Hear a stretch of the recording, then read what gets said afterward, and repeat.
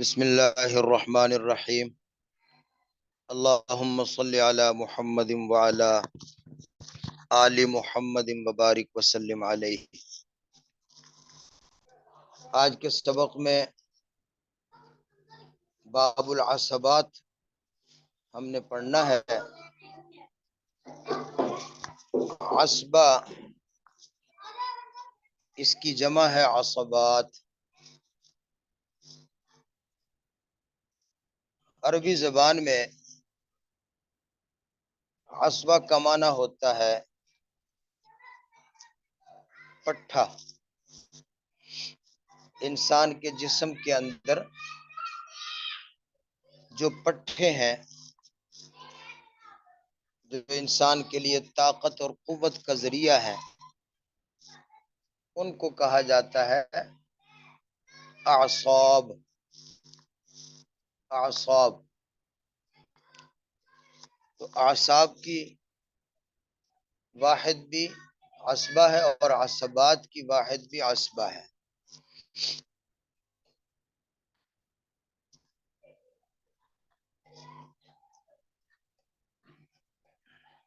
فن میراث کی اصطلاح میں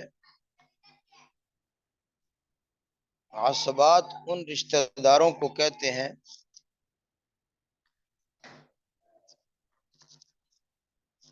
جو ذوی الفروض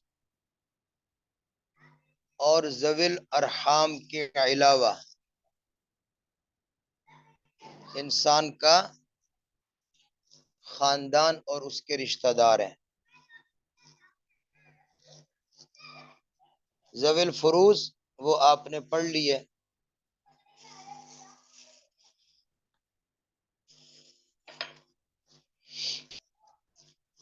اس کے علاوہ ذوی الارحام وہ رشتہ دار ہیں جو والدہ کی طرف سے ہوتے ہیں، جس کو ننہال، ماموں وغیرہ، خالائیں، ان کی اولادیں یہ کہا جاتا ہے۔ تو ذوی الفروض اور ذوی الارحام کے علاوہ جو بھی رشتہ دار ہیں، اولاد، اولاد الاولاد یعنی بیٹا پوتا وغیرہ، باپ دادا پر دادا، بھائی اور بھائیوں کی اولادیں،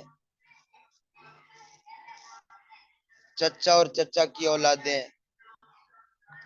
ان رشتہ داروں کو عصبات کہتے ہیں۔ یہ رشتہ دار انسان کے لیے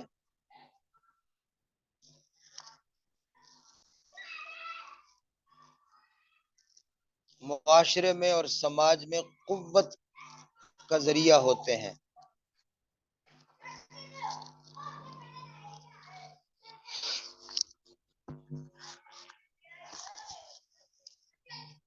ذوی الفروض کے حصے دینے کے بعد، ذوی الفروض کے حصے دینے کے بعد اگر کچھ مال بچ جائے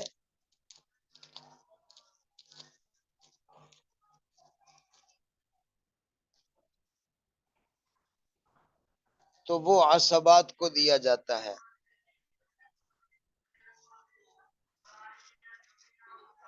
اگر نہ بچے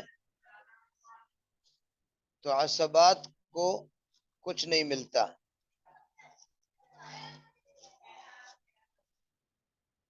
اگر ذوی الفروض نہ ہوں تو سارے کا سارا مال عصبہ لے جاتا ہے۔ یہ ہے اصول۔ سب سے پہلے مال کس کو دینا ہے؟ ذوی الفروض کو۔ ذوی الفروض کے حصے دینے کے بعد جو بچ جائے وہ عصبات کو دینا ہے، نہ بچے تو کچھ نہیں ملے گا۔ اور اگر ذوی الفروض ہے ہی نہیں تو سارے کا سارا مال عصبہ لے جائے گا۔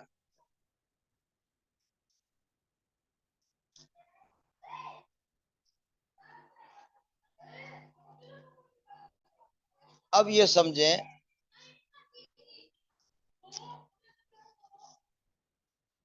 عصبات مال کو لیتے ہیں بالترتیب. ترتیب کا مطلب یہ ہے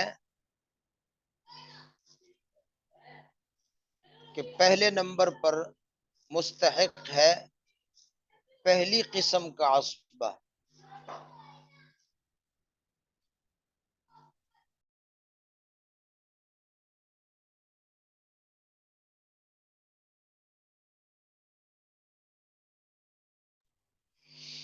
اگر پہلی قسم نہ ہو تو پھر دوسری قسم،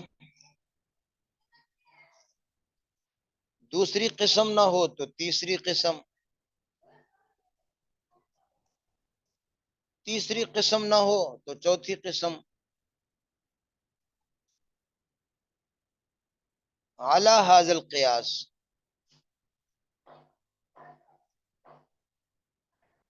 نمبر وار اور ترتیب وار مال کے مستحق ہوتے ہیں.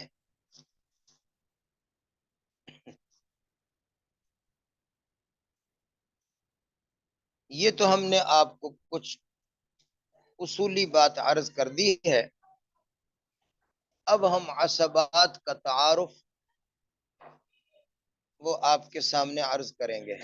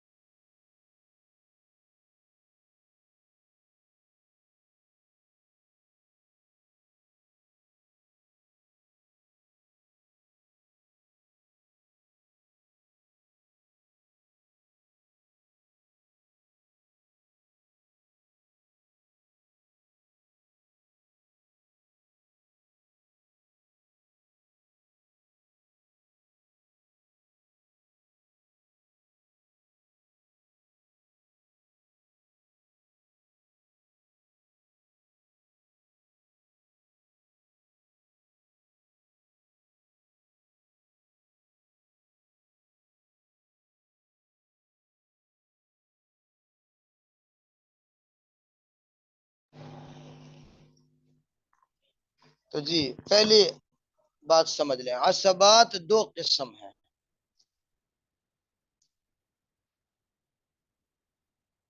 نمبر ایک عصبات نسبیہ،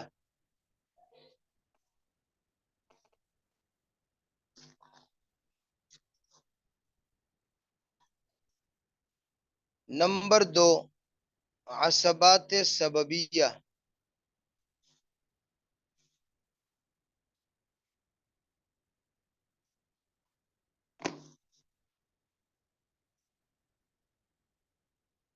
عصبات نسبیہ جن کے ساتھ نسبی رشتہ ہے،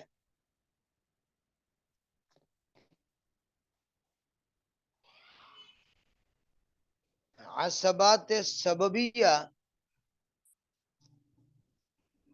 جن کے ساتھ نسبی رشتہ نہیں ہے بلکہ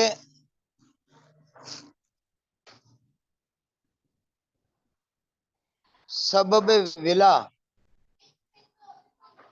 یعنی غلامی اور آزادی کا رشتہ، غلام اور آقا کے درمیان جو ایک رشتہ ہے وہ مراد ہے.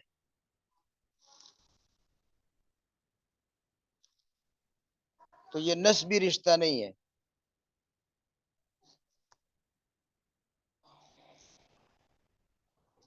تو پہلا نمبر ہے عصبات نسبیہ کا.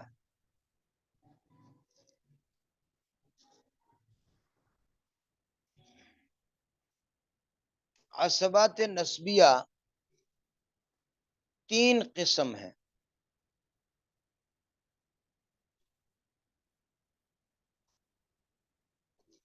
عصبہ بنفسہ، نمبر دو عصب بغیرہ یا عصب بالغیر کہہ دیتے ہیں. نمبر تین عصب مع غیرہ،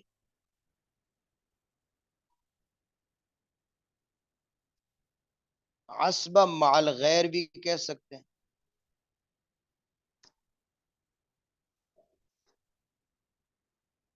پہلی قسم عصب بنفسہ،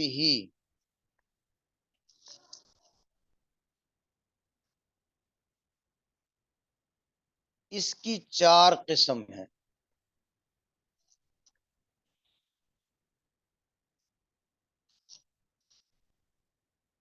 عصب بنفسہ جو ہے اس کی پھر چار قسم ہے. نمبر ایک جزء المیت،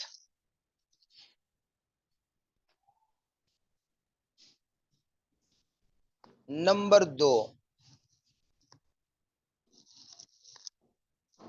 اصل المیت،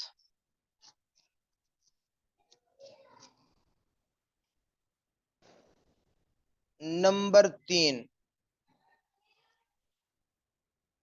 جزء ابی المیت، نمبر چار جزء جد المیت.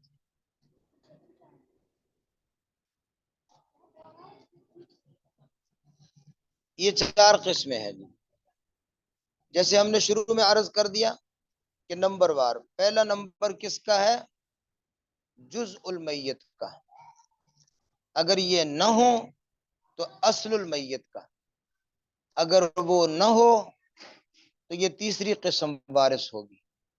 اگر وہ بھی نہ ہو تو پھر چوتھی قسم. اب ان چاروں کی توضیح سمجھ لیں. جزء المیت، جزء المیت کیا ہے؟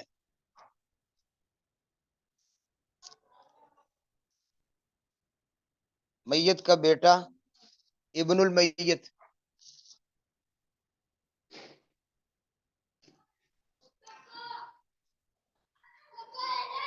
یا ابن المیت،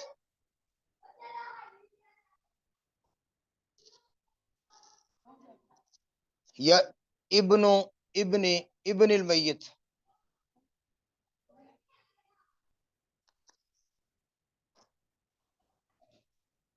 یعنی سب سے پہلا نمبر کس کا ہے؟ میت کا بیٹا عصبہ ہوگا.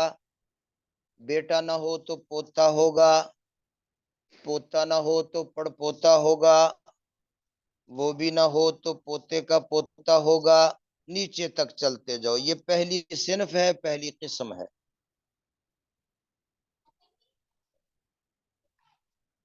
اگر یہ سب نہ ہو، یعنی پہلی قسم نہ ہو، تو پھر دوسری قسم ہے ابو المیت. ابو المیت وہ نہ ہو تو جد المیت.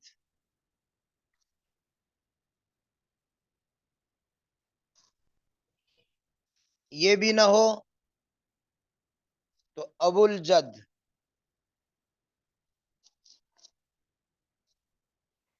یہ نہ ہو تو جد الجد. ان کو کیا کہتے ہیں؟ اصول میت ہیں یہ. دادا پہلے باپ، باپ نہ ہو تو دادا، دادا نہ ہو تو دادے کا باپ، وہ بھی نہ ہو تو دادے کا دادا، اوپر تک. یہ دوسری قسم ہے. نمبر تین تیسری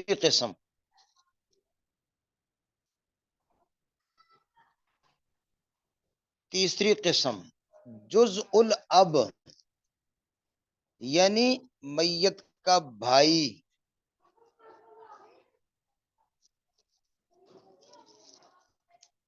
میت کا بھائی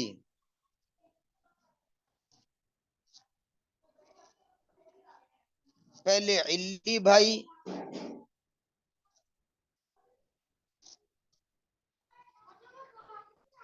علی نہ ہو تو نہ پہلے عینی، پہلے عینی، عینی نہ ہو تو علی، علی نہ ہو تو اخیافی،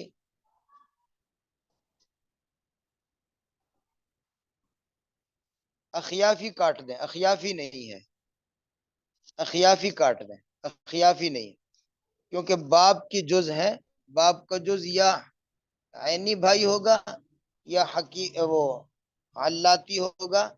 اخیافی بھائی جو ہوتا ہے وہ باپ کا جز نہیں ہوتا، وہ ماں کا ہوتا ہے، لہذا اس کو کاٹ دیں، وہ نہیں ہے۔ تو جز الاب میں میت کا بھائی، عینی، علی، اگر یہ نہ ہو تو بھائی کا بیٹا یعنی بھتیجا، پہلے عینی کا نمبر ہے پھر علی کا۔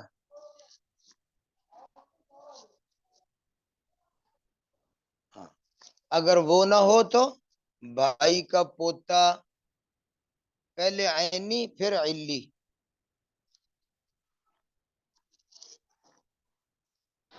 یہ اسی طرح یہ تیسری قسم ہے۔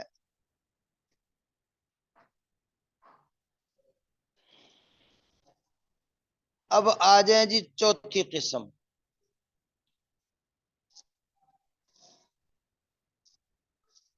چوتھی قسم کیا ہے؟ جز الجد، یعنی میت کا چچا،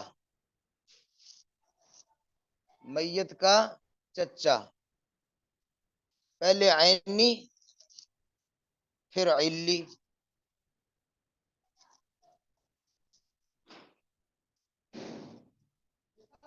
پھر میت کے چچے کا بیٹا، جس کو کزن کہتے ہیں، ابن العم، پہلے عینی پھر علی۔ پھر چچے کا پوتا، پہلے عینی پھر علی۔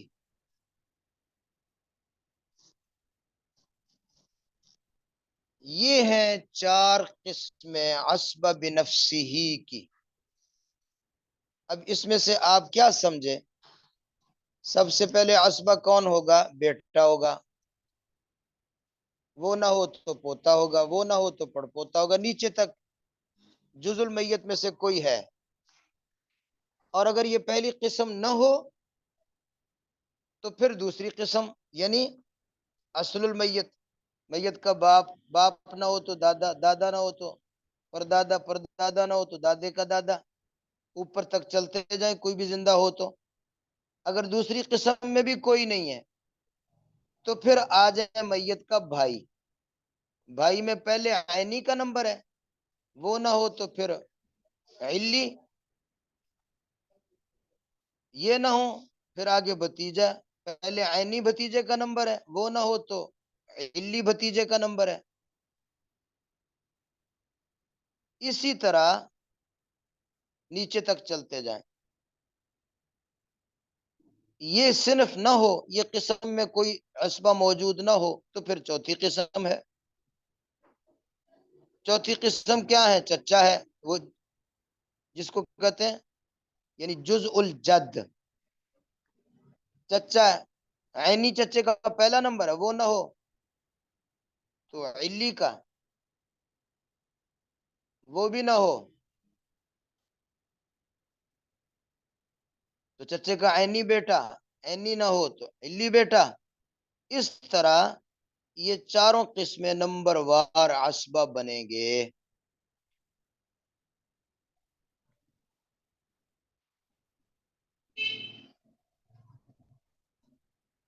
یہ پہلے آپ کو بتایا جا چکا کہ ان عصبات میں صرف ایک ایسا عصبہ ہے جو مستقل وارث ہے، وہ کبھی بھی محروم نہیں ہوتا۔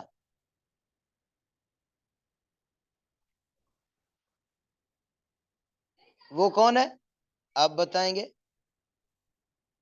جو کبھی بھی محروم نہیں ہوتا، وہ کون سا عصبہ ہے؟ مستقل وارث، بیٹا۔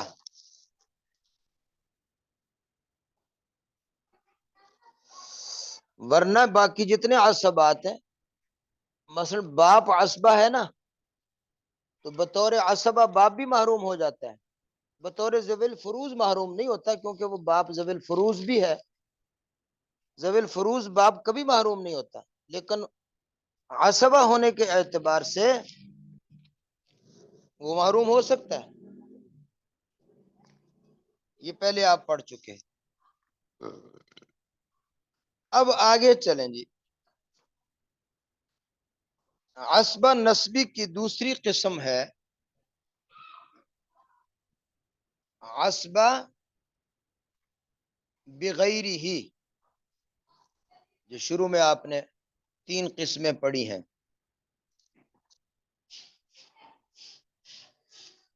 عصبہ بغیر ہی یا عصبہ بالغیر۔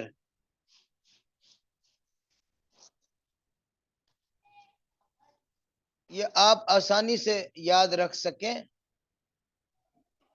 اس میں ذرا بھی سمجھنا ذرا مشکل ہوتا ہے، ہم آپ کو آسانی سے یاد رکھنے کا طریقہ بتا دیتے ہیں۔ یہ صرف 4 عورتیں ہیں، عصبہ بغیر ہی صرف 4 عورتیں ہیں،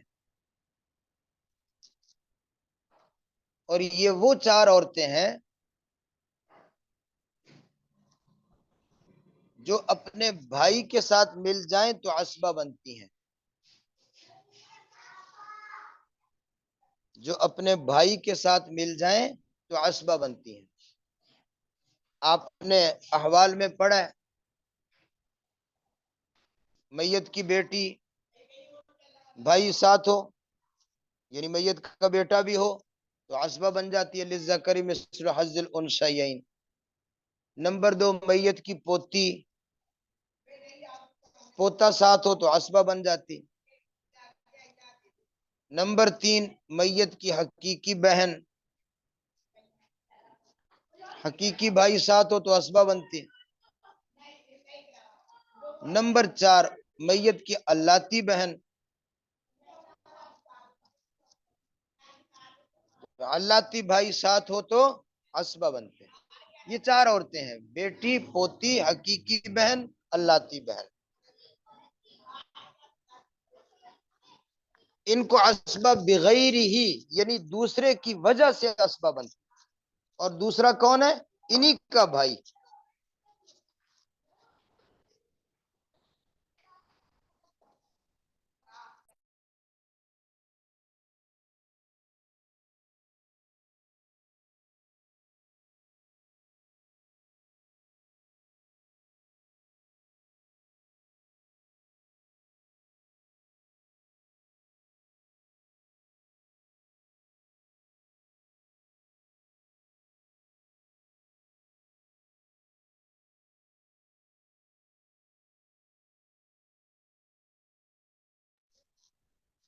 جی آپ سمجھ گئے ہوں گے، یعنی یہ یاد رکھنے کے لیے بس یہ ذہن نشین کر لیں کہ یہ 4 عورتیں ہیں، بیٹی، پوتی، حقیقی بہن، اللاتی بہن۔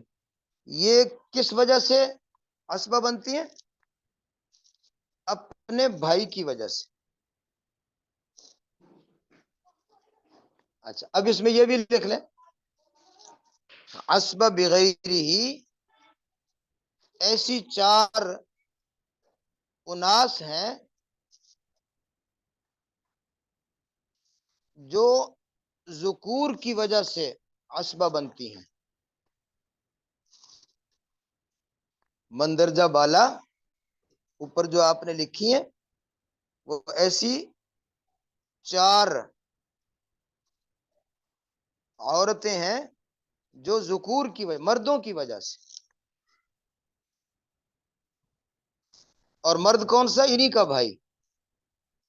بیٹی عصبہ بنتی ہے میت کے بیٹے کے ساتھ، پوتی عصبہ بنتی ہے میت کے پوتے کے ساتھ، اور حقیقی بہن عصبہ بنتی ہے میت کے حقیقی بھائی کے ساتھ، اور اللاتی بہن عصبہ بنتی ہے میت کے اللاتی بھائی کی وجہ سے، اس لیے ان کو اسبہ بغیر ہی یعنی دوسرے کی وجہ سے۔ اب آسانی سے آپ کو یاد ہو جائے گا، یعنی یوں یاد کر لیں کہ 4 عورتیں ہیں بس: بیٹی، پوتی، حقیقی بہن، اللاتی بہن۔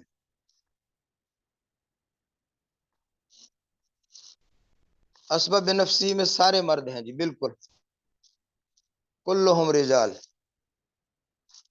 اسبہ بغیر ہی میں یہ عورتیں ہیں، چاروں عورتیں ہیں۔ اب تیسری قسم اسبہ مع غیر ہی، یہ صرف 2 عورتیں ہیں، یہ صرف 2 عورتیں ہیں: حقیقی بہن، اللاتی بہن۔ حقیقی بہن، اللاتی بہن، یہ وہ اسبہ ہوتی ہیں 2 عورتیں جو عورت کی وجہ سے اسبہ بنتی ہیں، یہ مرد کی وجہ سے نہیں، عورت کی وجہ سے۔ یہ حقیقی بہن، اللاتی بہن، یہ میت کی بیٹی پوتی کے ساتھ اسبہ بنتی ہے۔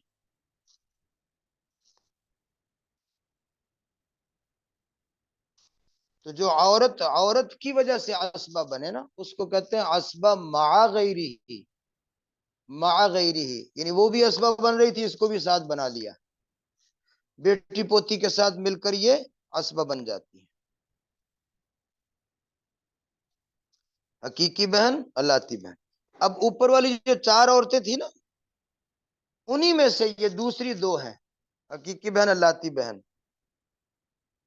تو یہ اسبہ بغیری ہی بھی بنتی ہیں، کبھی اپنے بھائیوں کے ساتھ اور کبھی اپنی میت کی بیٹی پوتی کے ساتھ بھی اسبہ بن جاتی ہیں۔ جیسے آپ نے حقیقی بہن اور اللاتی بہن کے حالات جو آپ نے پڑھے ہیں، اس میں پھر غور کر لینا، تو آپ کو پتہ چلے گا کہ یہ میت کی بیٹی یا پوتی کے ساتھ اسبہ بن جاتی ہیں۔ جیسے کہ حدیث میں بھی پڑھا آپ نے: اجعل الاخوات مع البنات عصبہ، یہ آپ نے پڑھا تھا سراجی میں۔ یہ ہو گیا عصبہ بنفسہ، عصبہ بغیرہ، اور عصبہ مع غیرہ۔ آسانی کے لیے بس یہ یاد رکھیں، عصبہ بنفسہ صرف مرد ہوتے ہیں، اور اس کی 4 قسمیں ہیں: جزء المیت، اصل المیت، جزء اب المیت، جزء جد المیت، یہ 4 قسمیں ہو گئے نمبر وار۔ اس کے بعد عصبہ بغیر ہی، یہ 4 عورتیں ہیں: بیٹی پوتی، حقیقی بہن، اللاتی بہن۔ اس کے بعد عصبہ مع غیر ہی، یہ 2 عورتیں ہیں: حقیقی بہن، اللاتی بہن۔ بالکل آسان، آپ کو انشاءاللہ دشواری نہیں ہوگی، ورنہ عصبات کو سمجھنا بڑا دشوار ہو گیا۔ ہم نے دیکھو آپ کو ایسے بتا دیا کہ آپ اس کو انگلیوں پہ یاد رکھ سکتے ہیں۔ اسبہ بغیر ہی 4 عورتیں ہیں، اسبہ مع غیر ہی صرف 2 عورتیں ہیں۔ انہی 4 میں سے 2 آخر والی وہ اسبہ مع غیر ہی بھی ہو جایا کرتی ہیں۔ کیوں جی، بتائیے، مکمل سمجھ گئی ہے صنف ساری؟ اب ہم نے 1-2 چھوٹی چھوٹی باتیں اور بتانی ہیں، بطور فائدہ یا بطور نوٹ کے لکھ لیں۔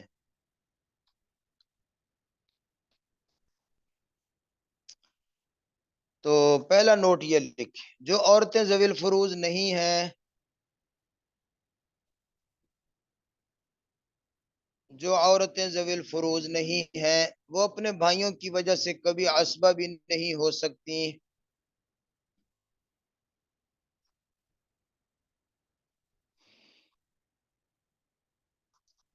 جو خود ذوی الفروز نہیں نہ ہے، وہ اپنے بھائیوں کی وجہ سے عصبہ بھی نہیں ہو سکتی۔ جیسے چچا کی وجہ سے چچا کی بہن پھوپھی جان،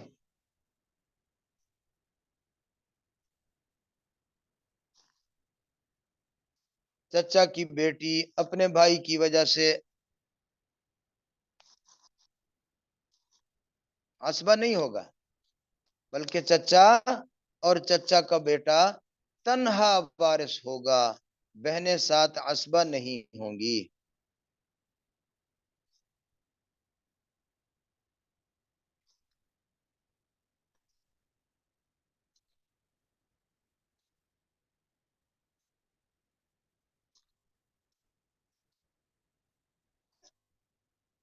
اور دوسرا نوٹ آپ نے پہلے بھی پڑھ لیا، پھر لکھ لیں کہ عصبہ مع غیرہ ہی یا عصبہ مع الغیر، یہ صرف وہ دو عورتیں ہیں جو اناس فرعیہ کی موجودگی میں عصبہ ہوتی ہیں۔ اناس فرعیہ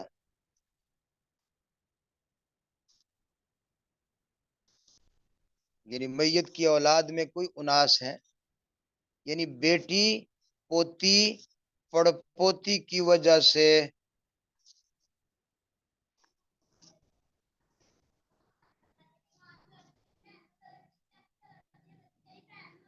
عصبہ ہوتی ہیں جی۔ اور یہ صرف دو عورتیں ہیں، حقیقی بہن، اللاتی بہن۔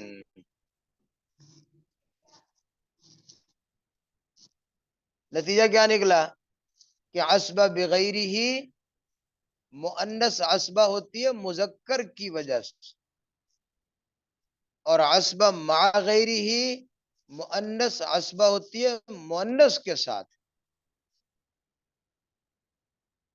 یہ آپ کو یاد رکھنا بڑا آسان ہوگا۔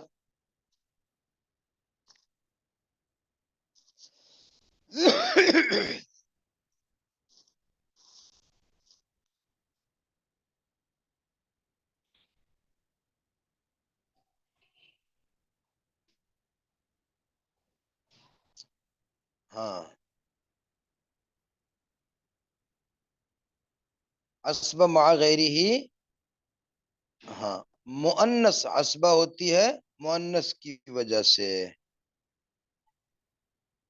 چلیں، آپ نے جیسے لکھ لیا سمجھ گئے نا اچھی طرح۔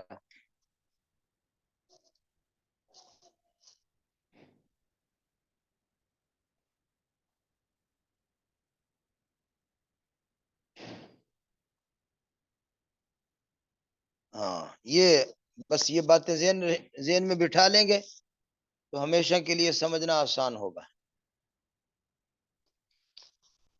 اب آگے چلتے ہیں جی۔ یہ عصبات نسبیہ کا بیان ختم ہوا، عصبات نسبیہ کا بیان ختم ہو گیا۔ آگے عصبات سببیہ۔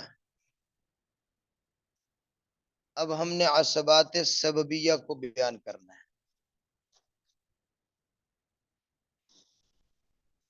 یہ عصبہ بوجہ نسبی رشتہ کی وجہ سے نہیں ہوتا،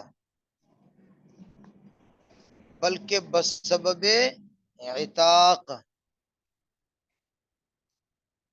یعنی غلام کو آزاد کرنے سے ہوتا ہے۔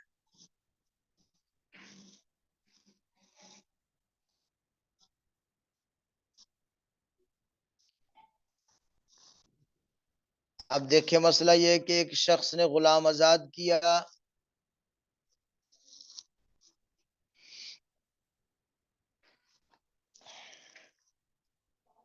اب وہ غلام فوت ہو گیا، اس کا کوئی نسبی رشتہ دار ہے نہیں، نہ ذوی الفروز، نہ عصبات نسبی، نہ ذوی الارحام، کوئی نہیں ہے۔ تو اس کا مولا، جس کو کیا کہتے ہیں، مولا العتاقہ، جس نے آزاد کیا، وہ مولا اس کا وارث ہوگا۔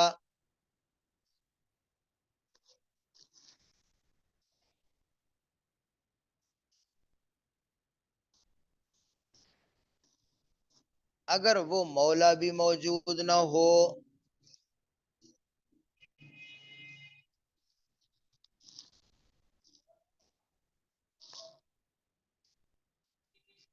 تو اس کے عصبات نسبیہ وہی پرانے ترتیب کے مطابق پہلا نمبر مولا کا بیٹا، پوتا، پڑپوتا، اگر وہ نہ ہو تو مولا کا باپ، دادا، پردادا، اگر وہ نہ ہو تو مولا کا بھائی، بھتیجا، عینی، علی، اگر وہ نہ ہو تو مولا کا چچا، عینی، علی، پھر چچا کا بیٹا، عینی، علی، جو آپ نے اوپر ترتیب پڑھی ہے. تو مولا وارث ہوگا مولا کی عدم موجودگی میں اس کے عصبات نسبیہ نمبر وار.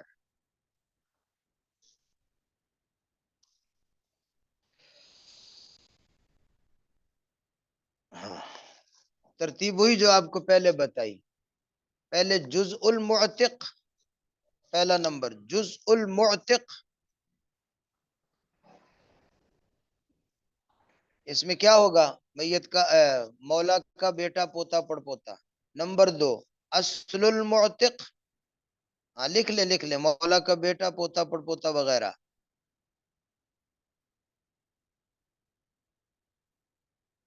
ہاں یہ نہ ہو تو پھر اصل المعتق، یعنی میت کا باپ، دادا، پردادا وغیرہ. یہ نہ ہو تو پھر جزء ابی المعتق،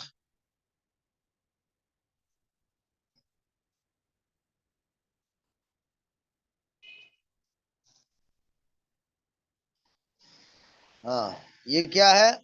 میت کا بھائی، عینی، علی، مولا کا، ہاں مولا کا بھائی، عینی، علی،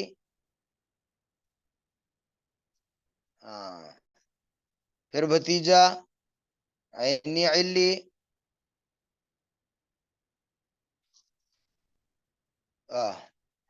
یہ نہ ہو تو پھر کیا ہوگا؟ جزء جد المعتق.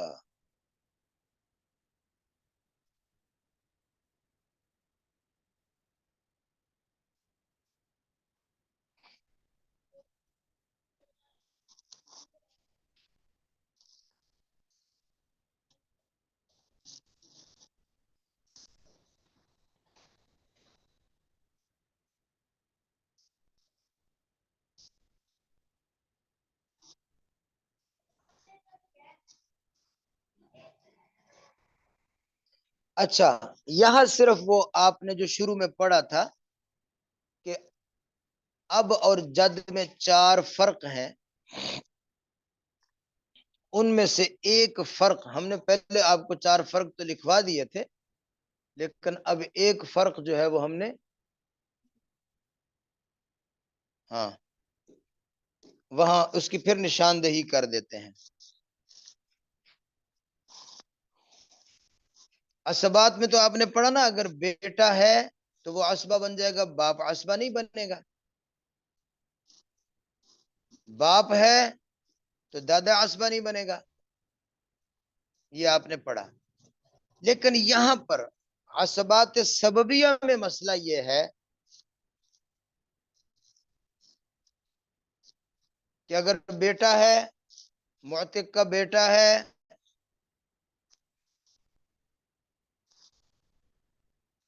اور معتق کا باپ بھی ہے،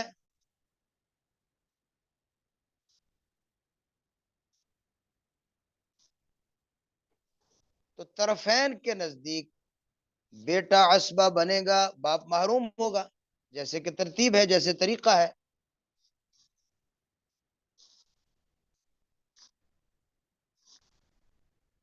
لیکن قاضی ابو یوسف کے نزدیک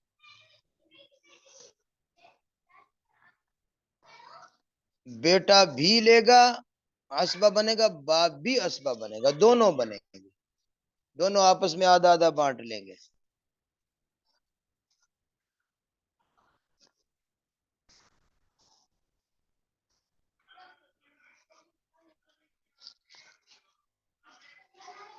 لیکن اب قاضی ابو یوسف رحمت اللہ علیہ یہاں فرماتے ہیں کہ بیٹے کے ساتھ باپ تو لے گا حصہ، لیکن جد نہیں لے گا. اگر بیٹا ہے اور معتق کا جد ہے تو پھر صرف بیٹا حصہ لے گا، جد نہیں لے گا. تو یہاں بھی باپ اور جد کا ایک فرق ہے. طرفین کے نزدیک تو کوئی فرق نہیں ہے، نہ جد حصہ لے گا بیٹا کی موجودگی میں، نہ اب لے گا، کیونکہ بیٹا پہلا اسبہ، پہلی قسم ہے. پہلی قسم ہو تو دوسری قسم وارث نہیں ہوتی، جیسے آپ نے اسبات نسبیہ میں پڑھا ہے. تو یہاں بھی وہی ہے. طرفین کے نزدیک بیٹا ہے، بس باپ نہیں لے گا، باپ بھی نہیں لے گا، دادا بھی نہیں لے گا، ختم. لیکن قاضی ابو یوسف فرماتے ہیں کہ بیٹے کے ساتھ اگر باپ بھی ہے تو باپ حصہ لے گا، لیکن اگر بیٹے کے ساتھ جد ہے تو جد حصہ نہیں لے گا. تو یہ ایک جو آپ نے اب اور جد کے 4 فرق پڑے تھے، ان میں سے ایک فرق یہ بھی ہے جو ہم نے آپ کو پہلے بتایا ہوا ہے، ابھی صرف اس کی نشاندہی کر دی ہے. سمجھ گئے نا؟ کوئی بات مجمل تو نہیں رہ گئی، کسی بات میں ابہام تو نہیں رہ گیا.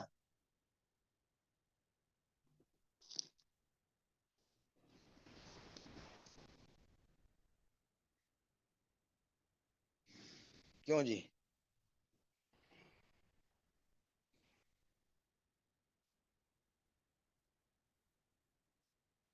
ہاں، ابہام نہ رہ جائے. اب اور جد کے 4 فرقوں میں ایک فرق یہ بھی تھا جو ہم نے آپ کو پہلے بھی لکھوایا، اب یہاں پھر اس کی نشاندہی کر دی. اب آگے چلیں جی.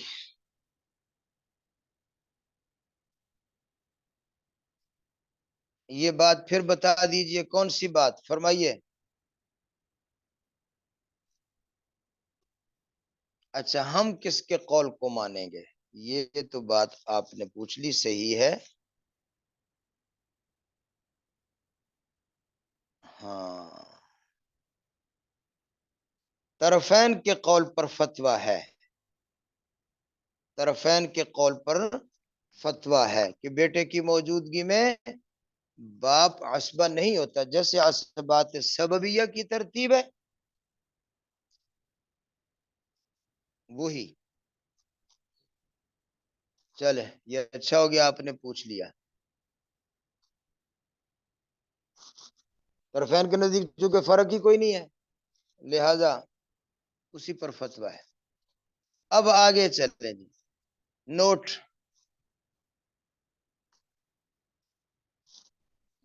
عصبات سببیہ میں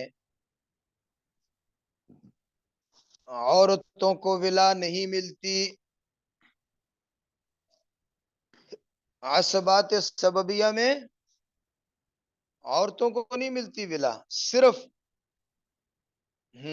صرف ذکور کو ملتی ہے.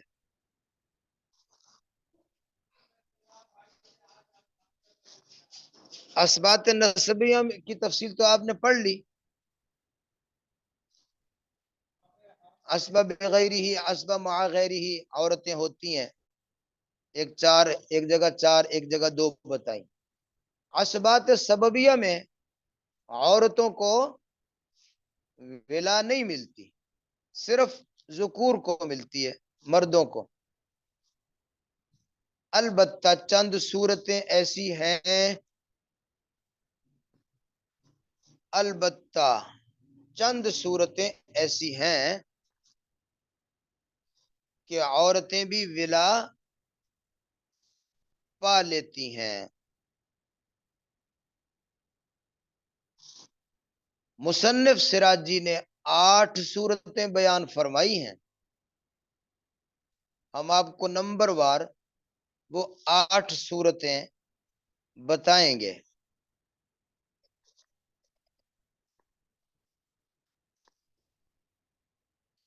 کہ ان 8 صورتوں میں عورتوں کو بھی ولا مل جاتی ہے.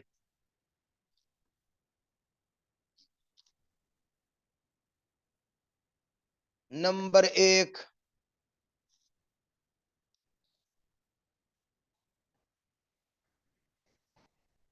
اگر آزاد کرنے والی خود عورت ہو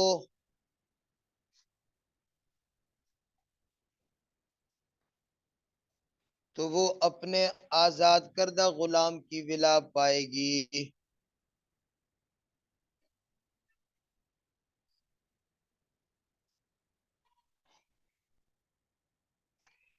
سمجھ گئے جی؟ اگر آزاد کرنے والی ہی عورت ہے، جیسے حضرت عائشہ نے بریرہ کو آزاد کیا تھا، تو معتقہ اپنے معتق کی ولا پائے گی۔ نمبر 2،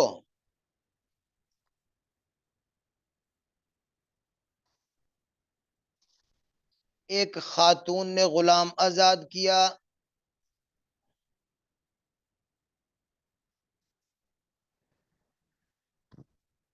اس غلام نے دوسرا غلام آزاد کیا،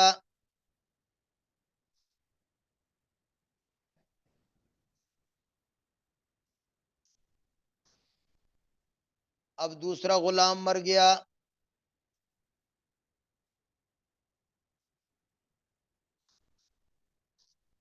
پہلا غلام اس سے پہلے مر گیا،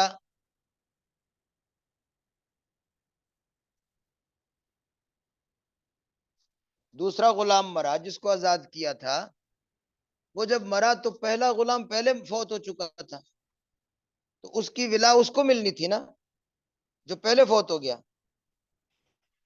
اب اس کی ولا اس عورت کو ملے گی جس نے پہلا غلام آزاد کیا تھا۔ اب اس کی ولا اس پہلی معتقہ کو ملے گی جس نے پہلا غلام آزاد کیا تھا۔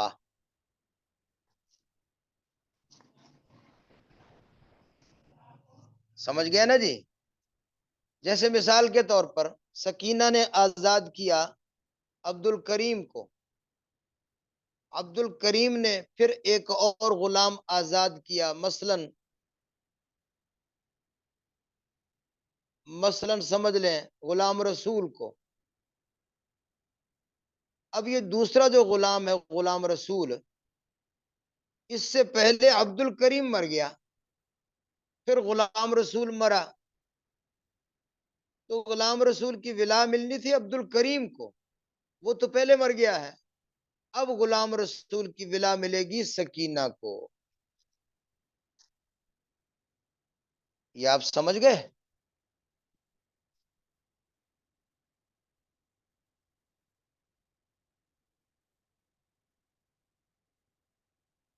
جزاکم اللہ۔ نمبر 3،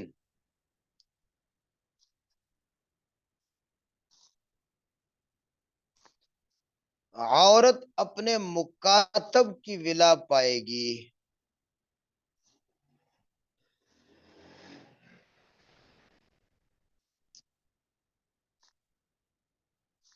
وہ تو تھا نا پہلے آزاد کیا، اب یہ کہ کسی عورت نے اپنے غلام کو مکاتب بنایا،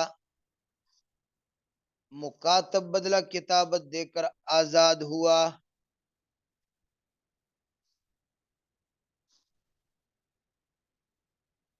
اب وہ مکاتب آزاد ہونے کے بعد فوت ہوا، تو اس کی ولا یعنی اس کی وراثت اس عورت کو ملے گی جس نے اس کو مکاتب بنایا تھا۔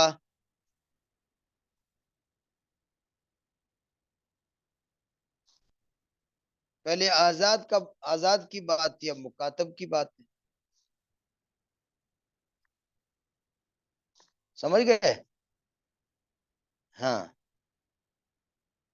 عورت اپنے مکاتب کی ولا پائے گی، یعنی مکاتب آزاد ہونے کے بعد فوت ہو گیا تو عورت اپنے مکاتب کی ولا یعنی وراثت پائے گی۔ ٹھیک ہے۔ نمبر 4، اچھا نمبر 4 کو سمجھنے سے پہلے آپ وہ نمبر 2 کو پھر دیکھ لیں۔ وہ کیا تھا؟ غلام کا غلام، یہی تھا نا؟ یعنی پہلی قسم تھی غلام، دوسری قسم غلام کا غلام۔ اب اس طرح یہ چوتھی قسم ہے مکاتب کا مکاتب۔ چوتھی قسم کیا ہے؟ مکاتب کے مکاتب کی ولا پائے گی۔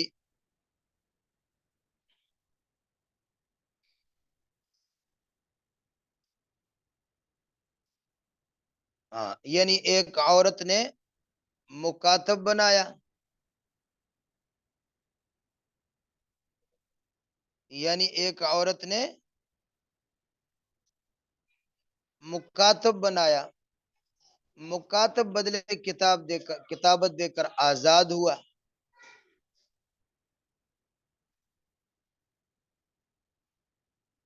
ہاں، پھر اس نے آگے دوسرا غلام مکاتب بنایا،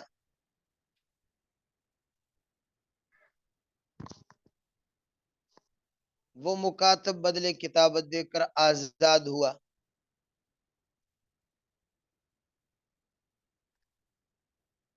اب دوسرا غلام فوت ہوا. ہاں، پہلا اس سے پہلے فوت ہو چکا تھا.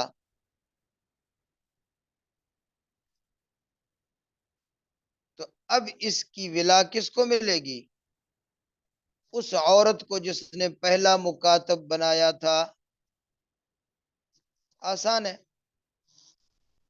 آپ کو پریشانی نہیں ہوگی.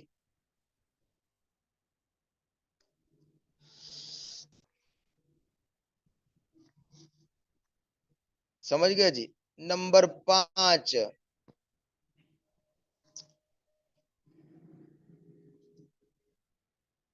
مدبر کی ولا بھی عورت پائے گی.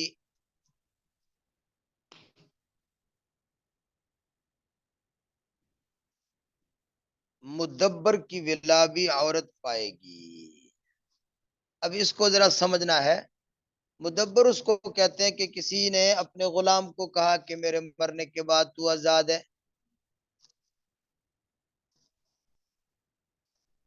اب اس نے آزاد تو ہونا تھا مرنے کے بعد، لیکن ایک صورت ایسی ہے کہ مدبر زندگی میں بھی آزاد ہو جاتا ہے. سمجھ گئے نا؟ ایک آدمی نے، یہاں عورت کی چونکہ بات ہے، ایک عورت نے اپنے غلام کو کہا میرے مرنے کے بعد تو آزاد ہے. اب اس نے آزاد ہونا تھا اس عورت کے مرنے کے بعد، لیکن ایک صورت ہے کہ وہ اس کی زندگی میں ہی آزاد ہو جائے گا. وہ صورت یہ ہے کہ یہ عورت مرتد ہو گئی.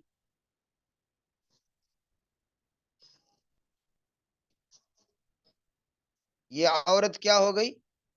مرتد ہو گئی.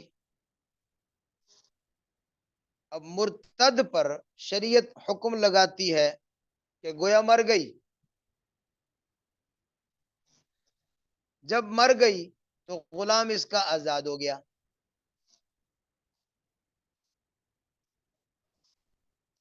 غلام آزاد ہو گیا، یہ پھر مسلمان ہو گئی.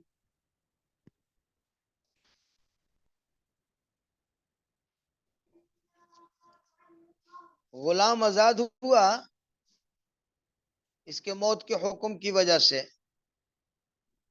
یہ پھر مسلمان ہو گئی.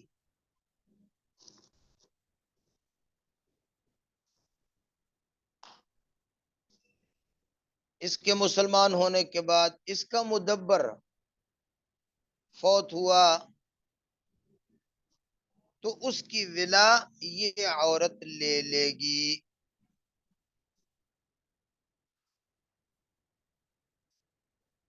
اس کی ولا یہ عورت لے لے گی.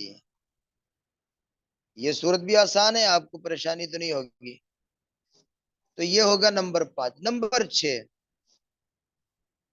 مدبر کے مدبر کی ولا. جیسے پیچھے تھا غلام کا غلام، پھر اس کے بعد آپ نے چوتھی صورت پڑھی مکاتب کا مکاتب. اب یہ چھٹی صورت ہے مدبر کا مدبر.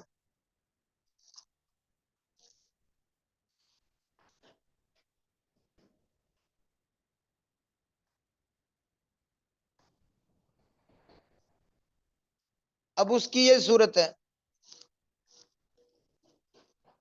کہ ایک عورت نے ایک غلام کو مدبر کیا،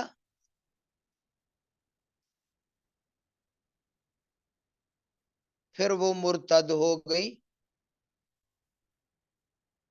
مرتد ہونے سے اس کا مدبر آزاد ہوا. اس مدبر نے آگے غلام کو مدبر کیا. مدبر کرنے کے بعد یہ غلام مر گیا، تو تو دوسرا غلام خود بخود آزاد ہو گیا.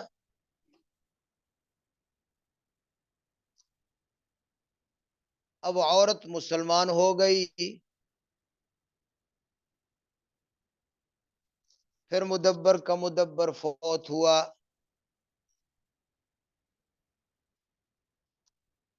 تو اس کی ولا کس کو ملنی تھی؟ مدبر کو. وہ پہلے فوت ہو چکا ہے، تو ولا واپس اس کے پاس آ گئی، پہلی مدبر کرنے والی عورت کے پاس.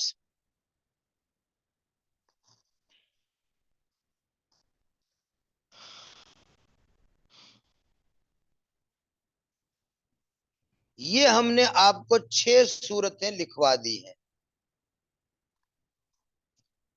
سمجھ گئے جی؟ یہ 6 صورتیں باقی رہ گئی ہیں، 3 صورتیں، کیونکہ نا کتنی صورت؟ 2 رہ گئی باقی. جی 2 رہ گئی، کل 8 صورتیں. ٹھیک ہے. اب نمبر 7 بھی لکھ لیں.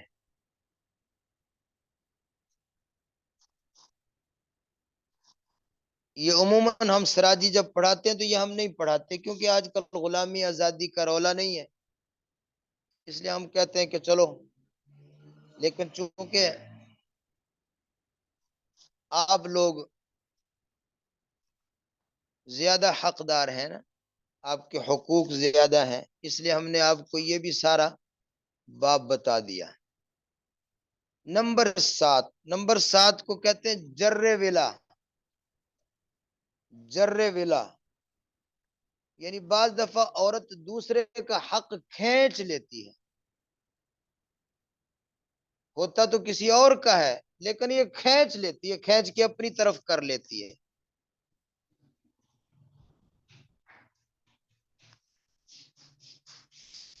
ہاں، یہاں آپ نے لکھا عورت کسی کا حق کے آگے لکھیں ولا. عورت کسی کا حق کے ولا کھینچ لیتی ہے. ہاں، تو یہ 7ویں صورت ہے. اب ہم آپ کو اس کی صورت بتانے لگے ہیں. ایک عورت نے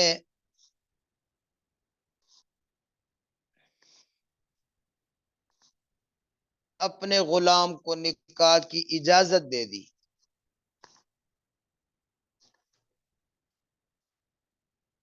غلام نے مالکہ سے اجازت پا کر ایک باندی کے ساتھ نکاح کر لیا.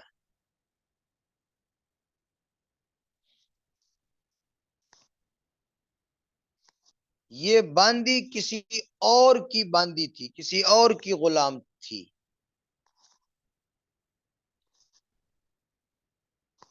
ٹھیک ہے. اب اس باندی کو اس کے آقا نے آزاد کر دیا.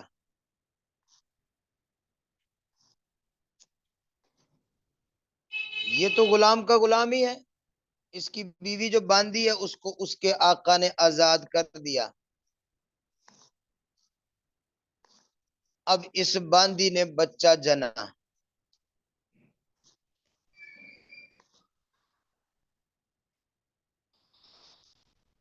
بچہ یا بچی آزادی غلامی میں ماں کا تابع ہوتے ہیں،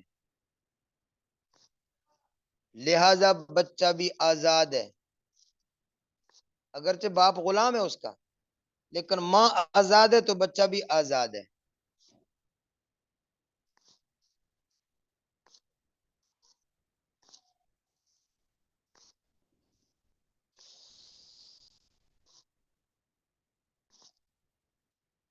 اچھا، اب یہ بچہ فوت ہو گیا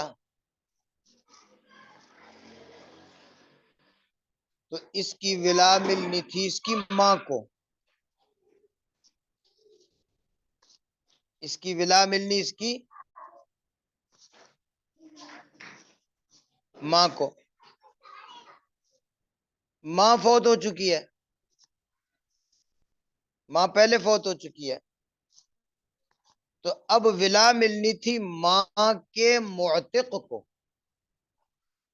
جس نے ماں کو آزاد کیا تھا اس کو ملنی تھی.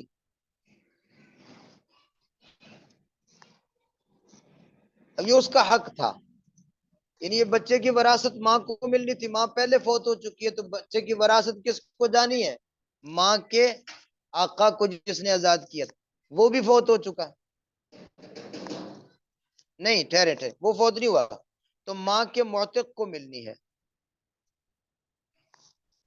اچھا اب کیا کیا، شوہر کی جو آقا عورت تھی،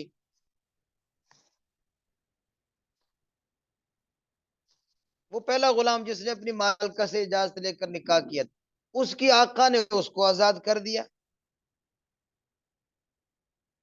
اس عورت نے اپنے غلام کو آزاد کر دیا۔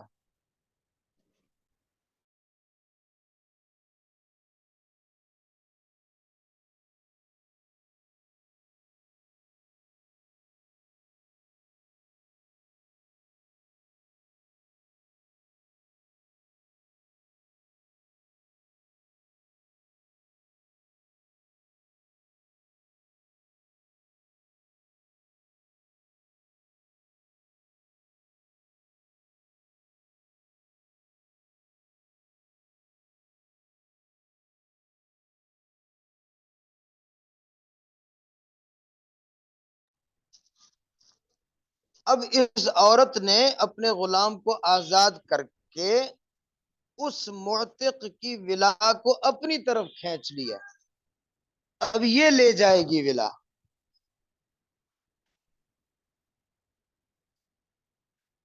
شوہر کی آقا جو کہ عورت ہے، اس نے اپنے غلام کو آزاد کر دیا، اب اس بچے کی ولا باپ کو ملنی تھی، باپ پہلے فوت ہو چکا ہے، تو اس کی ولا اس عورت کو چلی گئی جس نے اس کے باپ کو آزاد کیا ہے۔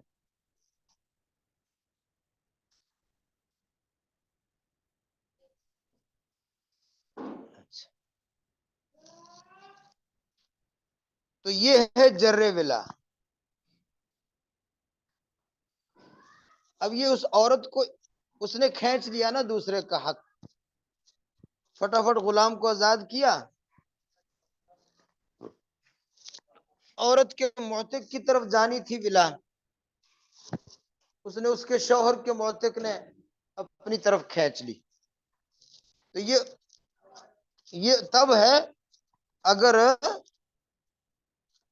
اس کا کوئی عصبہ نسبی موجود نہ ہو، کوئی اور رشتہ دار، کوئی ذوی الفروز، کوئی عصبات موجود نہیں ہے، تو پھر یہ عورت اس کی ولا کو کھینچ لیتی ہے۔ یہ ہے جر ولا کی ایک صورت۔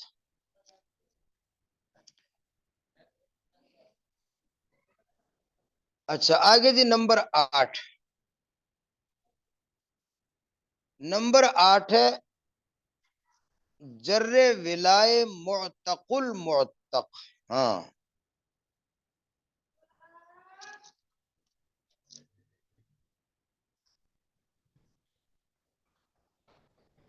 غلام کو کیسے آزاد کیا؟ غلام کو ایسے آزاد کیا کہ تو آزاد ہے۔ دیکھیں پھر دیکھ لیں، آپ عبارت کو پھر دیکھ لیں تاکہ اچھی طرح سمجھ لیں۔ ایک عورت نے اپنے غلام کو اجازت دی، اس کی اجازت سے اس کے غلام نے ایک باندی سے نکاح کیا، یہ باندی کسی اور کی غلام تھی۔ اچھا اب باندی کو اس کے آقا نے آزاد کر دیا، آزاد کے بعد باندی نے بچہ جنا تو بچہ بھی آزاد ہی سمجھا جائے گا۔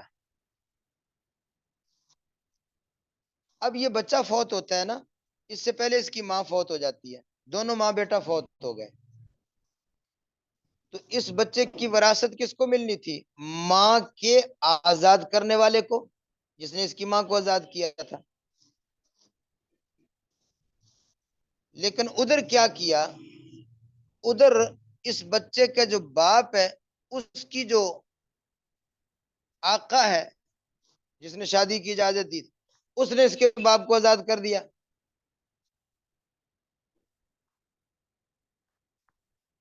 جب اس نے آزاد کیا اور آزاد کرنے کے بعد باپ اس کا فوت ہو گیا،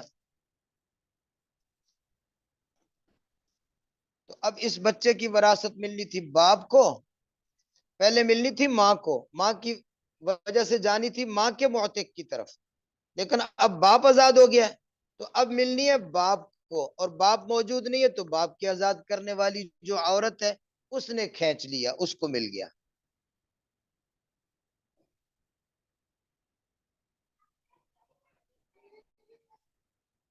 باندی کی وراثت اس کے آزاد کرنے والے کو ہی ملے گی۔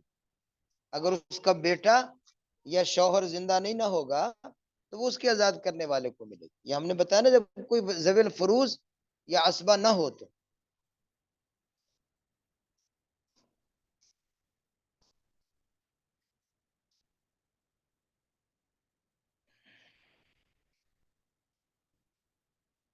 نہیں نہیں، ماں اس میں نہیں آتی۔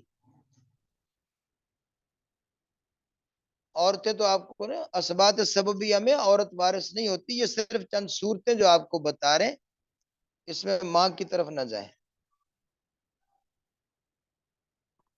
اچھا، اب آٹھویں صورت، یہ جر ولائے معتقل معتق، معتق کے معتق کی ولا کو کھینچا۔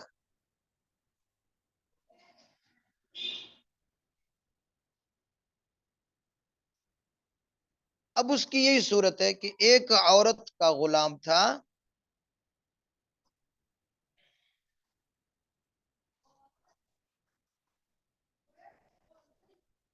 اس کے غلام کے غلام نے،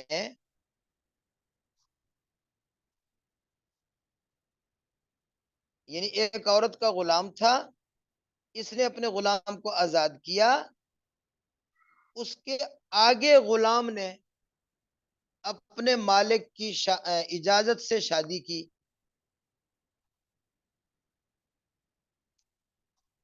اور پھر وہی صورت ساری کی ساری اوپر والی۔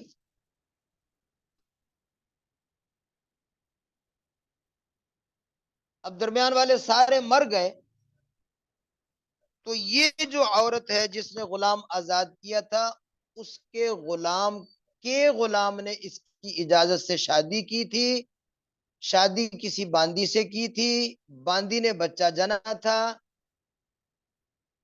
پھر باندی کے آقا نے اس کو آزاد کر دیا تھا، پھر بچہ فوت ہو گیا تو بچے کی ولا ملنی تھی ماں کو، ادھر سے غلام اس کے باپ کو بھی آزادی مل گئی، باپ مر گیا، باپ کو آزاد کرنے والا غلام بھی مر گیا، اب وہ پیچھے جو عورت تھی جس نے اس کے باپ کے آقا کو آزاد کیا تھا وہ اس کی ولا کو اپنی طرف کھینچ لے گی۔ تو یہ 8 صورتیں ہیں جس میں بتایا کہ عورت ولا پا لیتی ہے، ورنہ اس کے علاوہ عصبات سببیہ میں عورتوں کو کچھ نہیں ملتا۔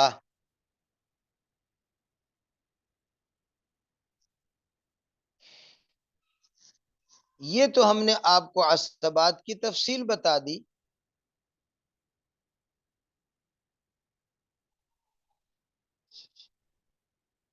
فی الحال ہم کتاب کا ترجمہ کرتے ہیں جی، پھر اس کے بعد یہ باب العصبات میں آخر میں ایک صورت ہے، اس کا موقع ہوا تو وہ بھی عرض کریں گے، ورنہ اگلے سبق میں۔ کتاب کھول لیں جی،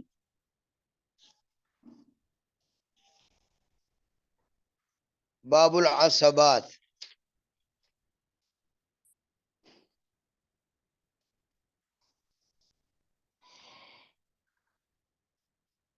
جو کچھ آپ نے پڑھا ہے اس کو فٹ کرتے جائیں۔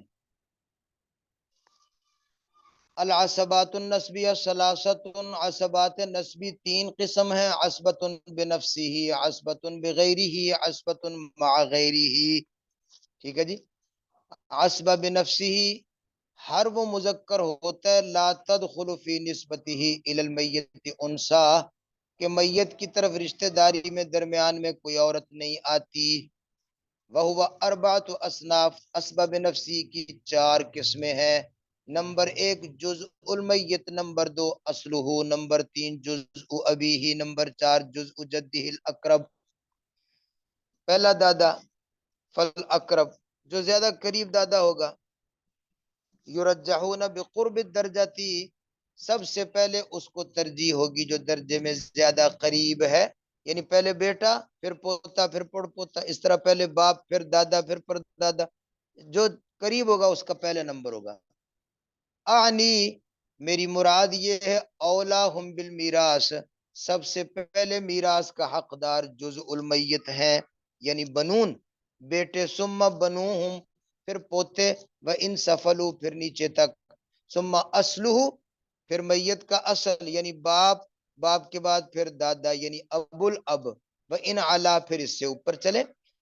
تیسرے نمبر پر جزء ابی ہی، باپ کی اولاد یعنی میت کے بھائی، پھر بھائیوں کے بیٹے، پھر پوتے نیچے، پھر جزء جدی ہی یعنی چچے، پھر چچوں کے بیٹے، وہ ان سفلو پھر آگے ان کے بیٹے۔ پھر یہ بات بھی یاد رکھیں، ثم یرجحون بقوت القرابتی، پھر پہلے ترجیح اس کو ہوگی جس کی قرابت میں قوت زیادہ ہے، یعنی کیا مطلب؟ آنی بھی میری مراد یہ ہے کہ جو دو قرابتوں والا ہے وہ ایک قرابت والے سے پہلے حقدار ہے، مذکر ہو یا مؤنث ہو، وہ ایک پہلے قرابت والے سے زیادہ حقدار ہے، کیونکہ نبی علیہ السلام نے فرمایا ان آیان بن الام یتوارثون دون بن العلات، آیان بن الام یعنی حقیقی بیٹے، آیان بن الام کا معنی حقیقی، یہ وارث ہوتے ہیں دون بن العلات، بنو اللات سے پہلے، یعنی علی چچا سے پہلے عینی چچا، علی بھتیجے سے پہلے عینی بھتیجا، علی سے پہلے عینی، کیونکہ اس میں دو قرابتیں ہیں، دونوں طرف سے رشتہ دار، جیسے مثال دے رہا کل اخل ابن و امن، جیسے بھائی ہے حقیقی، او اخت ابن و امن یا بہن ہے حقیقی، اذا صارت عصبۃ مع البنت، جب وہ اسبہ ہو رہی، کیونکہ بہن حقیقی کبھی اسبہ بھی بنتی ہے نا، وہ آپ نے پیچھے پڑھا ہے، جب وہ اسبہ ہو رہی ہو بیٹی کے ساتھ تو پھر وہ اسبہ ہو رہی ہے تو وہ حقیقی بھائی سے اولا من الاخ لاب، وہ حقیقی بہن جو ہے وہ علاتی بھائی سے پہلے آ جاتی، اگر حقیقی بہن ویسے تو اسبہ نہیں بنتی، لیکن اگر وہ بیٹی کی وجہ سے اسبہ بن رہی ہو تو پھر وہ علاتی بھائی سے اس کا نمبر پہلے ہوگا۔ والاخت لاب، الاخ لاب والاخت لاب، علاتی بھائی سے اور علاتی بہن سے پہلے اس کا نمبر ہوگا۔ وابن الاخ لاب و ام، اور جو بھتیجا ہو حقیقی وہ اولا ہے من ابن الاخ لاب، اس بھتیجے سے جو علاتی ہے، عینی کا حق علاتی سے پہلے ہے۔ وَكَذَلِكَ الْحُكْمُ فِي أَعْمَامِ الْمَيِّتِ، اسی طرح حکم ہے میت کے چچاؤں میں، پھر باپ کے چچا، پہلے اپنے چچا پھر باپ کے چچا، ثم فی اعمام جدی، پھر جد کے چچا، یعنی جد کی اولاد، وہ نہ ہو تو پردادے کی اولاد، سب آپ نے جو چار قسمیں پڑھی ہیں یہ وہ ہے۔ عمل عصبت بغیر ہی، عصبہ بغیر ہی اربع من النسوہ، وہ صرف چار عورتیں ہیں، اور یہ وہ عورتیں ہیں جن کا فرض، جن کا اپنا حصہ کبھی نصف ہوتا ہے اکیلی ہونے کی صورت میں، سلسان ہوتا ہے دو ہونے کی صورت میں، اور اپنے بھائیوں کے ساتھ مل کر اسبہ بنتی ہیں، جیسے ہم نے ان کے حالات میں ذکر کر دیا ہے، وہ چار ہیں، بیٹی، پوتی، حقیقی بہن اور علاتی بہن۔ اچھا، وَمَن لَا فَرْضَ لَهَا، اور وہ عورتیں جن کا کوئی حصہ ہے ہی نہیں، جو یعنی ذوی الفروض نہیں ہے عورتیں، وَأَخُوهَا أَصْبَةٌ، اگر ان کا بھائی اسبہ ہو رہا ہو تو لا تصیر عصبۃ بأخیہا، وہ اپنے بھائی کی وجہ سے اسبہ نہیں ہوتی، جیسے چچا کی وجہ سے پھپھی، المال کلہ للعم، مال سارا چچا لے گا، پھپھی کو کچھ نہیں ملے گا، اور عصبہ مع غیرہ، یہ وہ عورتیں ہیں جو دوسری انثى اخرى یعنی دوسری عورت کے ساتھ اسبہ بنتی ہیں، کل اخت مع البنت، جیسے بہن حقیقی یا علاتی وہ بیٹی کے ساتھ مل کر اسبہ بنتی ہے، کما ذکرنا جیسے ہم بیان کر چکے ہیں۔ آخر العصبات، اور اسبات میں آخری چیز، ہاں، عصبات میں آخری قسم کیا ہے جی؟ مولا العتاقہ، یعنی اسباب سببی جس کو ہم نے بتایا، وہ ہے جس نے آزاد کیا ہو. اگر وہ نہیں ہے آزاد کرنے والا، ثم عصبتو، پھر اس کے عصبات نسبی الگ ترتیب الذی ذکرنا، اسی ترتیب کے مطابق جو ہم نے پیچھے ذکر کی. یعنی آزاد کرنے والا نہ ہو تو اس کا بیٹا، بیٹا نہ ہو تو پوتا، پوتا نہ ہو تو پڑ پوتا، اگر یہ صنف نہ ہو تو پھر باپ دادا پر دادا وغیرہ، جیسے پیچھے بیان ہو. کیونکہ نبی علیہ السلام کا فرمان ہے الولاء لحمۃ کا لحمۃ النسب، کہ ولا بھی ایسی رشتہ داری ہے جیسے نسب کی رشتہ داری، یعنی وراثت میں اس کا وہی حکم ہے. لا شیء للاناس، اس میں ولا میں عورتوں کو کچھ نہیں ملے گا. اچھا، من وراثت المعتق، جو معتق کے وارث عورتیں ان کو کچھ نہیں ملے گا. اس لیے کہ نبی علیہ السلام نے فرمایا لیس للنساء من الولا، عورتوں کا ولا میں کچھ حصہ نہیں ہوتا، مگر چند صورتیں جو ہم نے آپ کو بتایا کہ چند صورتیں جس میں عورتیں بھی ولا لیتی ہیں. الا ما اعتقنا، مگر وہ جو عورتوں نے خود آزاد کیا، یعنی آزاد کرنے والی عورتوں. نمبر 2 اعتق من اعتقنا، عورتوں نے آزاد کیا، اس نے آگے آزاد کیا، یعنی غلام کے غلام، جو آپ کو دوسری ترتیب دوسری شکل بتائی. تیسری کاتبنا، عورت نے مکاتب بنایا ہو. چوتھی صورت کاتب من کاتبنا. پانچویں صورت دبرنا. چھٹی صورت دبر من دبرنا. ساتویں صورت ذرا ولائے معتق ہونا، موتق کی ولا کو کھینچ لیا. اور آٹھویں صورت موتق و موتق ہننا، اپنے موتق کے موتق کی ولا کو کھینچ لیا. یہاں تک آپ کو پڑھا دیا، سارا سمجھا دیا. انشاءاللہ کوئی بات رہ نہیں گئی ہے جو آپ کو سمجھ نہ آئی ہو. اچھا، اب ہم آپ کو ایک اور صورت بتانی ہے جی، جو یہاں پر مصنف نے لکھی ہے آگے، اس کو پہلے سمجھ لیں جی، پھر اس کو کتاب پر منطبق کریں گے.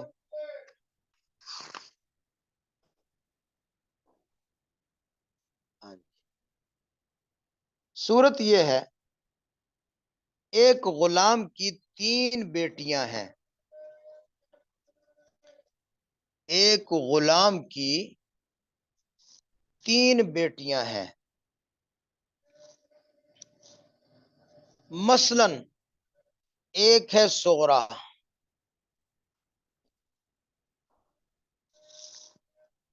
ایک ہے کبرا،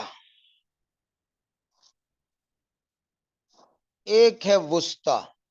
3 بیٹیاں آپ فرض کر لیں. صغرا سب سے چھوٹی، کبرا بڑی والی، وسطی درمیان والی. 3 بیٹیاں ہیں. صغرا نے 20 دینار دیے.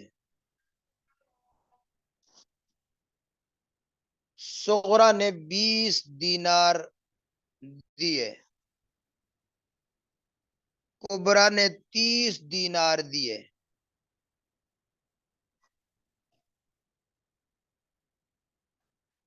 50 دینار کا انہوں نے اپنے باپ کو خرید لیا.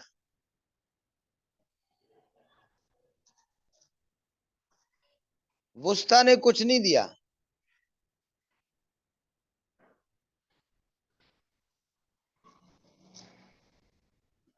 ایک نے 20 دیا صغرا نے ہے، اور کبرا نے 30 دیا. 50 کا ان کا بابا غلام تھا، انہوں نے کہا ہمیں اپنے بابا کو خرید کر آزاد کر لیتی ہیں، تو اپنے باپ کو خریدا. خریدتے ہی وہ آزاد ہو جاتا ہے، کیونکہ نبی علیہ السلام کا فرمان ہے مملک ذا رحم محرم منہ عتق علیہ، کہ جو بھی کوئی اپنے محرم رشتہ دار کا مالک بن جائے وہ فوراً آزاد ہو جاتا ہے. جیسے ہی کوئی محرم رشتہ دار کا مالک ہو جائے وہ فوراً کیا ہو جاتا ہے؟ آزاد ہو جاتا ہے.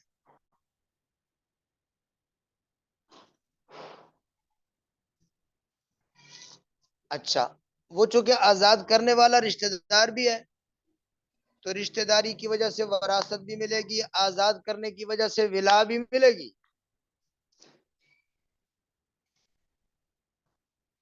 اب آپ کو سمجھنا آسان ہوگا. اب یہ بیٹیاں ہیں، بیٹیاں رشتہ داری کی وجہ سے وراثت بھی لیں گی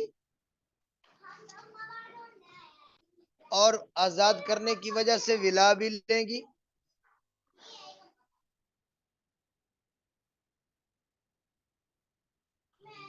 اچھا بیٹیاں 3 ہیں تو تینوں وراثت لیں گی.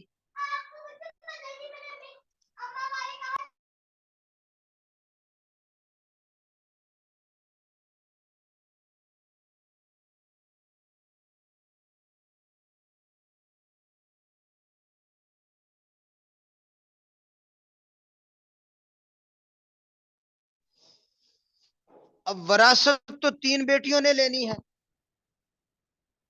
لیکن جس میں سے 2 ہیں وسطی اور کبریٰ، انہوں نے وراثت بھی لینی ہے، ولا بھی لینی ہے.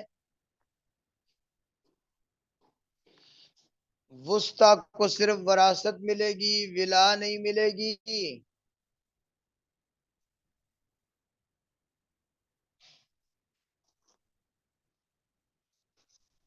اب سمجھ گئے جی بات. اب ہم نے کرنا کیا ہے؟ ہم نے یہ کرنا ہے کہ سب سے پہلے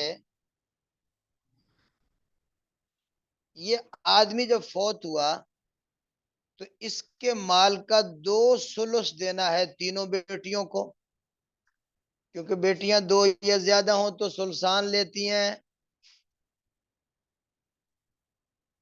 2 ثلث دینا ہے تینوں بیٹیوں کو، وہ برابر برابر تقسیم کر لیں گی.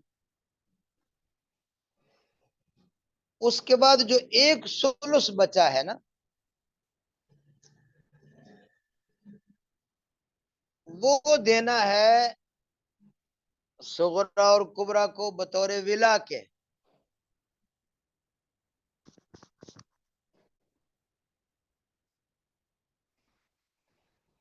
اب اگر ان کی برابر برابر رقم ہوتی نا، یعنی 25 دینار اس کے ہوتے، 25 اس کے ہوتے، تو پھر تو وہ دونوں آپس میں آدھا آدھا بانٹ لیتی.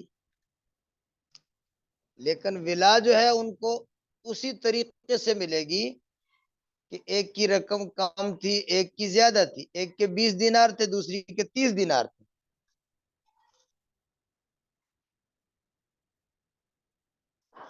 تو اس تقسیم میں ہم نے ان کو بھی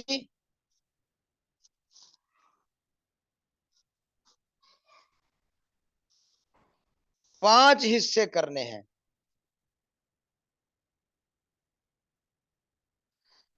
اس ثلث کے ہم نے کیا کرنے؟ 5 حصے.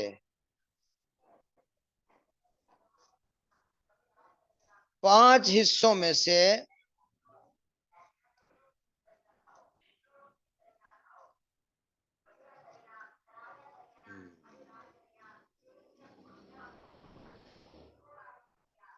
دو خمس ملیں گے صغرا کو، یعنی 2 حصے ملیں گے صغرا کو اور 3 حصے ملیں گے کبریٰ کو.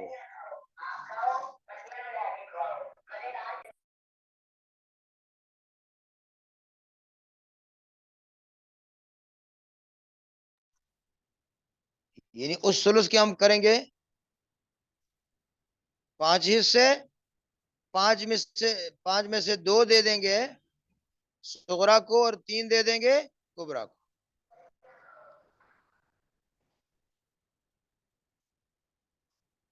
اب اس کی میں آپ کو مثال لکھواتا ہوں، نیچے آپ مثال لکھیں جی. ایک میت کی مثال لکھیں.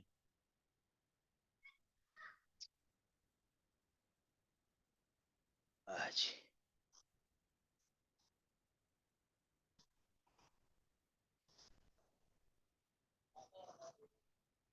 اچھا، یہاں اس کے نیچے لکھیں جی. پہلے آپ لکھ لیں بنت وسطی.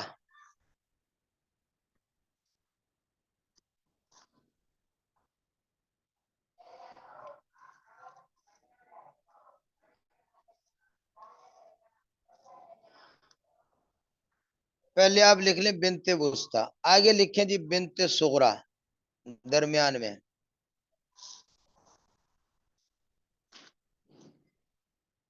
آخر میں لکھیں بنت کبریٰ.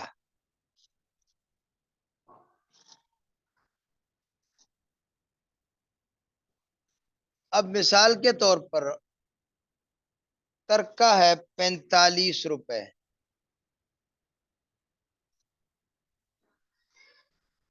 یہاں کونے میں 45 لکھ لیں۔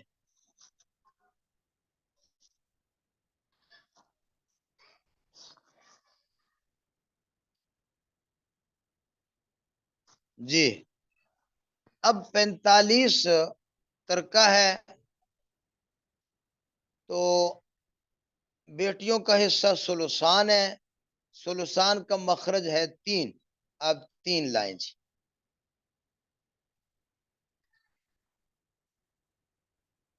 3 میں سے 2 ثلث یہ مل گئے تینوں بیٹیوں کو، 3 میں سے 2 ثلث مل گئے تینوں، آپ تینوں بیٹیوں کو اکٹھا کر کے ثلثان ان کو دے دیں۔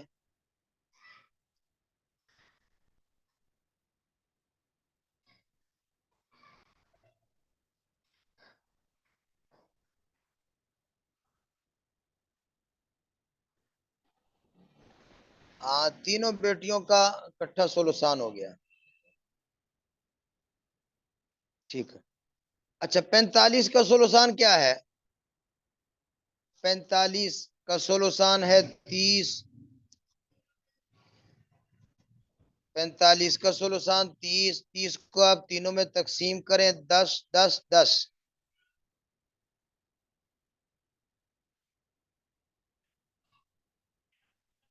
یہ تو ہو گیا، ان کو ثلثان مل گیا۔ اب باقی کتنا بچا ہوا ہے؟ 15، اس کو آپ الگ سے لکھیں کہ باقی 15 بچو، ایک ثلث باقی ہے۔ اب یہ جو ایک ثلث ہے نا 15، اس میں صرف صغرا اور وسطی کا حصہ ہے، صغرا اور کبرا کا، وسطی کا نہیں ہے۔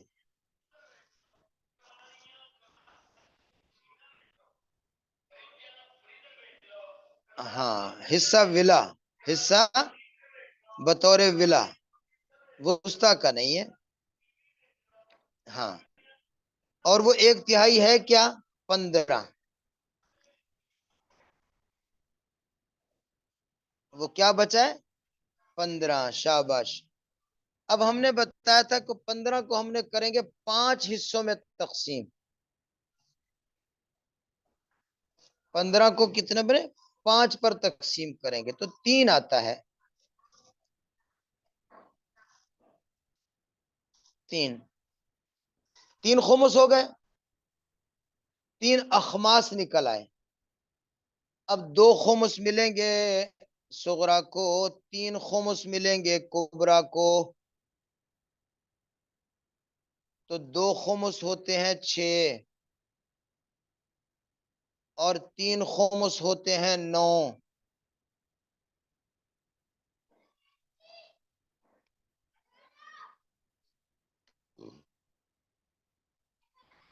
ہاں اب یہاں جہاں آپ نے صغرا کے نیچے لکھا تھا نا 10، اس کے نیچے لکھیں 6،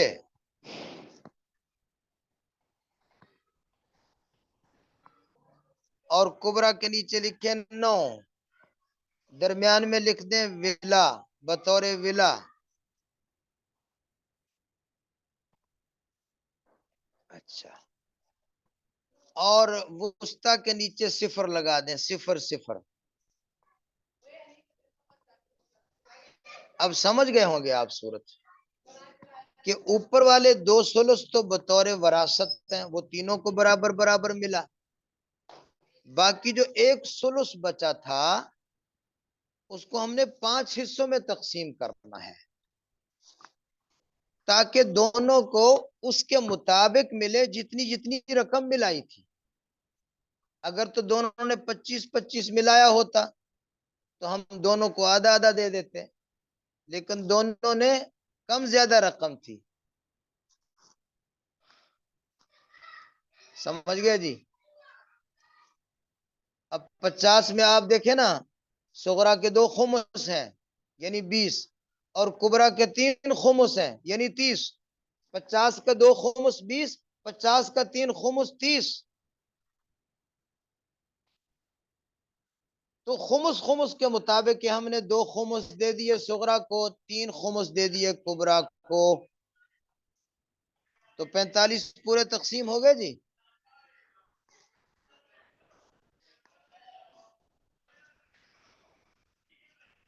سمجھ گئے؟ 45 پورے تقسیم ہو گئے، دیکھ لیں آپ، کوئی بات رہ تو نہیں گئی؟ اب کتاب کو دیکھ لیں۔